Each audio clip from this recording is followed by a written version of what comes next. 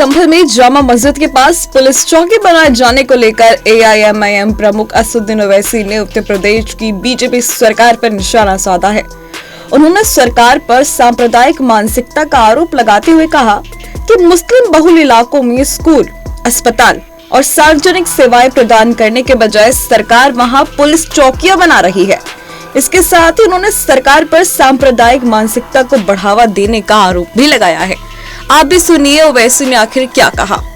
Paul नोवासाड डॉर्टमथ college का एक उन्होंने स्टडी की थी, जिसमें उन्होंने ये बताया कि जहां जहां अल्पसंख्यक समाज के मुसलमान रहते हैं वहां पर सरकार की तरफ से कोई पब्लिक सर्विसेज की सुविधा उनको नहीं दी जाती है, और ये बिल्कुल सच्चाई पर मुबन्नी है, इसमें कोई इनकार नहीं कर सकता।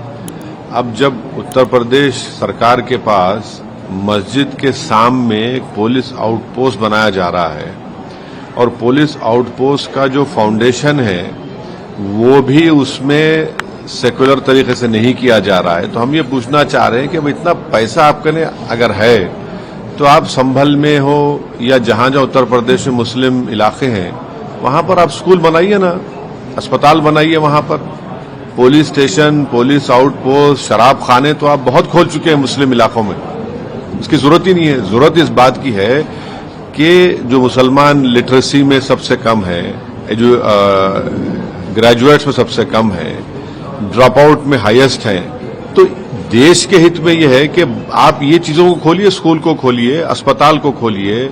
माल न्यूट्रिशन है, स्टंटेड बच्चे हैं, बजाय उसके आपसे वही स्टीरियोटाइप इमेज शक करने की जो आपकी सोच है, उस शक करने की सोच को आप मजबूत कर रहे हैं इस तरह की हरकतें कर संभल में।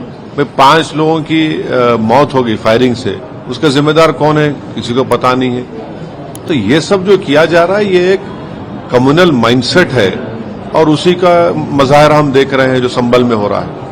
अब मुझे इनके जो आरोप हैं वो कभी अपने गिरेबान में झांक कर देख लें, तीनों भी। इन्होंने क्या नहीं दिया है माजी में? कौन से दूध के धुले हुए लोग? चाहे 84 के दंगे हो जिसमें सिखों का जेनोसाइड हुआ, किसने टिकट दिया? या फिर आप देख लीजिए जिसके ऊपर UAP और बॉम्ब ब्लास्ट का केस था, किसने टिकट दिया? या फिर ये जो दिल्ली का मुख्यमंत्री है, इनके ऊपर खुद केस चल रहा है, इनके कई मंत्रियों पर केस चल रहा है। तो ऐसा है ना कि जो शीशे के घर में खुद रहते हैं वो दूसरे के घर पर पत्थर नहीं फेंकना चाहिए।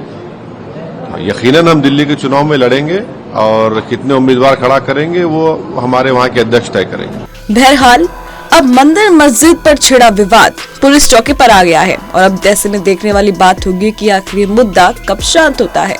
फिलहाल के लिए सिर्फ इतना ही। देश और दुनिया की तमाम खबरों के लिए देखते रहें punjabkesari.com।